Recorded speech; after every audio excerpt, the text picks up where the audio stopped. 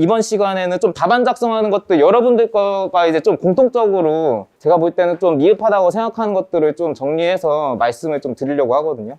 답안 작성이 진짜 사실 저도 너무 스트레스였어요. 공부할 때 답안 작성하는 거. 학원 갈 때마다 이제 이것을 맨날 답안 작성을 저는 100분씩 받거든요. 100분씩 맨날 이렇게 하는데 솔직히 너무 힘든 거예요. 400번 시험 보는 거는 진짜 너무 힘들고, 그래서 빨리 끝내야 되는데 이 생각을 하면서 이제 풀긴 풀었는데, 근데 이거를 연습을 안 하면은 내가 공부는 열심히 해가지고 머릿속에 있는데 이게 나타나지가 않아요. 진짜 안 나타나요. 내가 일주일만 쉬어도 쓰는 게 나타나지가 않아요.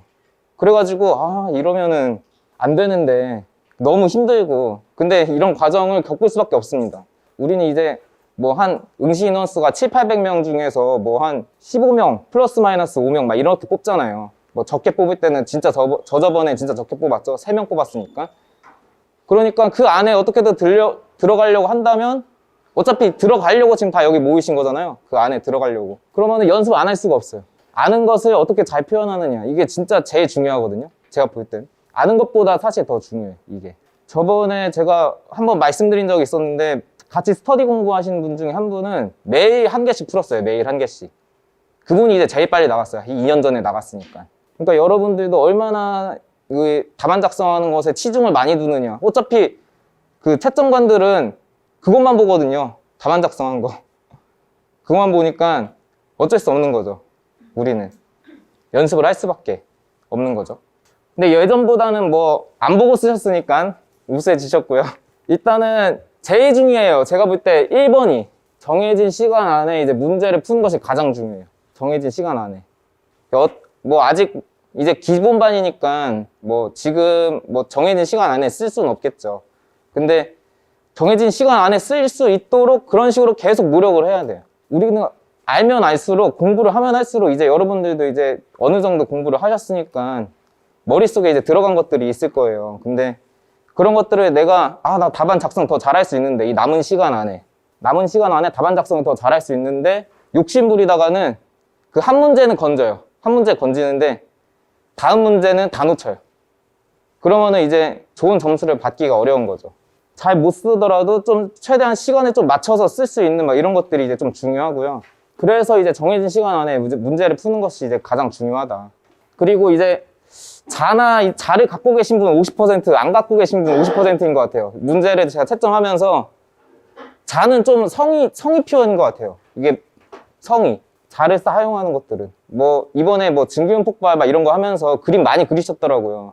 근데 이제 원을 제대로 그리신 분이 몇 분 없었어요. 원은 그냥 일반 자는 또 많이 가지고 계시더라고요. 그래서 많이 그으셔가지고 표 같은 걸 많이 만드셨는데, 이거 도형자 같은 것들은 또 안 들고 다니셔가지고 이제 증기훈 폭발할 때 그 탱크 표현할 때 그냥 원을 이제 꾸불꾸불 이렇게 하면은 여튼 뭐 보기에는 좋지 않잖아요. 그래서 도형자들도 좀 이런 원이나 뭐 네모나 이런 것들 도형자들도 좀 가지고 다니실 필요성이 있죠. 몇 분은 있는데 또 몇 분 없으셔가지고. 그리고 그림을 이제 막 한 6칸 이렇게 6줄 이렇게 채워가지고 하신 분들은 우리가 몇 줄이죠? 총? 22줄이죠. 거의 3분의 1 먹는 거예요. 그림으로. 21이라고 쳤을 때. 그러면은 답안 구성이 그렇게 좋아 보이진 않거든요. 그 공백 부분들도 다 남아버리고, 이거 뭐 칸수 채우려고 그런 건가? 이런 식으로 생각할 수도 있고요. 그래서 저는 그림 한 4줄? 4줄에 이제 부연 설명까지 하면 한 5줄 정도. 그런 식으로 하면은 딱 좀 적당한 크기지 않을까. 그리고 이제 표와 그림 작성한 후에 좀 부연 설명. 왜냐면은 나는 이제 알아요. 나는 표와 그림을 이 문제를 설명하기 위해서 표와 그림을 자신은 사용을 했으니까. 근데 채점하는 사람은 모를 수가 있어요. 뭔 소리 하는 거야? 이런 식으로 생각을 할 수가 있어요. 그래가지고 좀 표와 그림을 작성한 후에는 좀 부연 설명을 해주는 게 좋아요. 뭐 예를 들어서 이번에 뭐 문제를 풀으셨던 뭐 증기훈 폭발 같은 거 있잖아요. 증기훈 폭발에 대한 메커니즘을 그림으로 표현하신 분들이 있어요. 뭐 이런 것들을 대충 보면 다 알죠. 근데 설명까지도 좀 적으신 분들이 있더라고요. 뭐 누설이 돼가지고 증발이 돼가지고 증기훈 형성하고 파이어볼 형성됐다. 이런 것들의 일련의 과정들을 뭐 1번, 2번, 3번, 4번 이런 식으로라도 조금씩 표현을 하면은 좀 이해하기가 좀 쉽겠죠. 그리고 나서 나중에 또 부연 설명 같은 거 좀 해주면은 또 괜찮은 답안이 나오는 거죠. 그리고 5번째, 이제 모든 것을 표로 설명했어요. 이렇게 하시오. 그러니까 문제가 나왔는데 그거를 뭐 그냥 표 하나로 설명을 했어요. 저는 이제 좋은 답안은 아니라고 생각합니다. 이제 좀 구성과 형식이 조금 맞아야 되는데, 예를 들어서 뭐 이번에 여튼 뭐 표로 막 만든 게 있더라고요. 그 지금 뭐 문제가 지금 생각이 안 나는데, 그 표로 문제를 만드는 것, 그냥 표로 그냥 싹 다 문제를 만드는 것보다 그것을 좀 나눠가지고 풀었을 거는 풀어쓰고 표로 정리할 거는 좀 정리해가지고 표현을 해주는 게 이제 훨씬 더 분량도 그렇고요. 표로 정리하면은 뭐 한 장 안에 그냥 다 채워버리잖아요. 한 장도 안 걸리겠지. 한 3분의 2, 많이 채우면 3분의 2. 그리고 이제 끝. 근데 이제 뭐 좀 그런 식의 답안은 이제 좋은 답안이 아니다. 그리고 이제 관계식 등 두 줄로 하고, 보통 이제 뭐 한 줄로 하는 경우도 많아요. 한 줄로 하는 경우보다는 저는 이제 부각시켜줘야 되잖아요. 관계식을 통해서 내가 설명하고자 하는 것들이 있으니까. 그런 것들은 이제 좀 부각을 시켜줘야 된다. 네모칸이나 이런 걸로 좀 부각을 시켜주면은 눈에 좀 확 띄거든요. 그래서 그런 식으로 해주면 더 좋을 것 같고요. 그리고 번호를 그냥 쫙 나열하면서 쓰는 거. 뭐 1번, 2번, 3번, 4번, 5, 6, 7, 8, 9, 10 막 이런 식으로 나열하면서 쓰는 거. 뭐 어떤 문제들은 그렇게 쓸 수밖에 없기는 해요. 사실 어떤 문제들은. 근데 최대한 그런 것들을 좀 소제목으로 나눠가지고 분류해서 써주는 게 이제 가장 저는 좋다고 보거든요.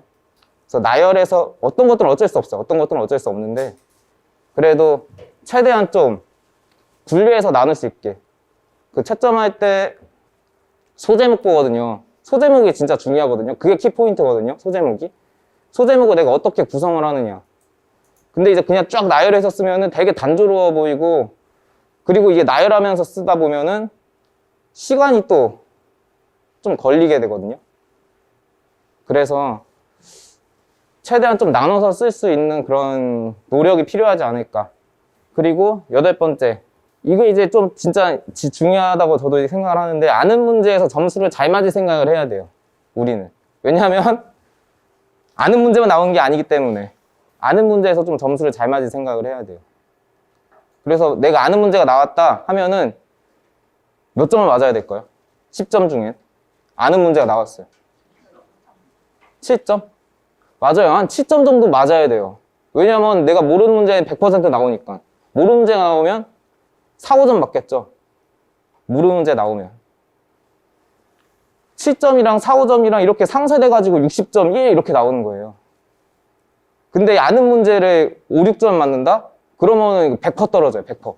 100%. 100% 평생 못 합격. 평생 못 합격이에요, 진짜. 저도 뭐 합격할 때 2교시가 한 220점 이렇게 나왔어요. 300점 만점 중에. 그러니까 그게 70점이 넘은 거죠. 뭐 3, 4교시는 뭐 1교시는 간신히 이제 한 60점 정도 나온 것 같고, 뭐 4교시는 50 몇 점이 나온 것 같고, 이런 것들이 이제 상쇄가 돼서 60점 몇 이런 식으로 합격하는 거지, 이제 아는 문제를 5, 6점 맞는다? 이런 것은 이제 좀 절대 합격을 못 하는 거죠. 아는 문제를. 근데 지금은 이제 좀 어쩔 수 없겠지만 심화반이랑 연구반 가셨을 때 이제 문제를 이제 쓰시오, 이런 문제를 쓰시오 하면은 그 10점짜리 문제는 어쩔 수 없어요. 10점짜리 문제는 진짜 정확하게 그 발생 원인과 대책을 쓰시오, 발생 원인과 대책을 써주면 되기는 해요. 근데 25점짜리 문제 같은 경우에는 발생 원인과 대책만 쓰면은 또 칸수 채우기도 어렵고, 그래서 좀 부가적인 뭔가를 써줘야 돼요. 뭐 예를 들어서 이제 기준에 대해서 쓰라고 했을 때도 기준에 대한 것들을 썼을 때 거기에 대한 문제점 대책, 그냥 기준에 대해서 쓰라고 했지만 우리는 거기를 더 넘어서 문제점 대책 이런 식으로 가는 차별화, 이런 것들이 좀 이제 필요하거든요. 그래서 좀 차별화까지 시도를 할 필요성이 있다. 아직은 차별화를 시도는 하시는 분이 한두 분 있는 것 같아요. 여기 중에서 한두 분 정도 있는 것 같아요. 근데 나머지 분들은 그냥 그것만 딱 쓰고 마시는 것 같아요. 근데 물론 이제 지금 지식을 지금 다 수집하는 단계니까 어쩔 수 없는데, 앞으로 이제 공부를 하실 때 좀 차별화 같은 것들을 좀 생각을 해가지고 접근할 필요성이 있다. 뭐 근데 이제 제일 중요한 거는 그것을 요구한 뭐 기준을 쓰라고 했으면 그 기준을 이제 써는 게 이제 정답이긴 한 거죠. 거기서 그거를 쓰면 이제 5, 6점. 거기서 이제 더 나아가면은 7, 8점. 근데 아는 문제는 잘 써야 되니까 5, 6점짜리를 7, 8점으로 만들 수 있는 그런 차별화 전략이 이제 필요하지 않을까. 이제 막바지기도 하니까요. 그래서 이런 것들이 좀 중요하다라고 볼 수가 있어요.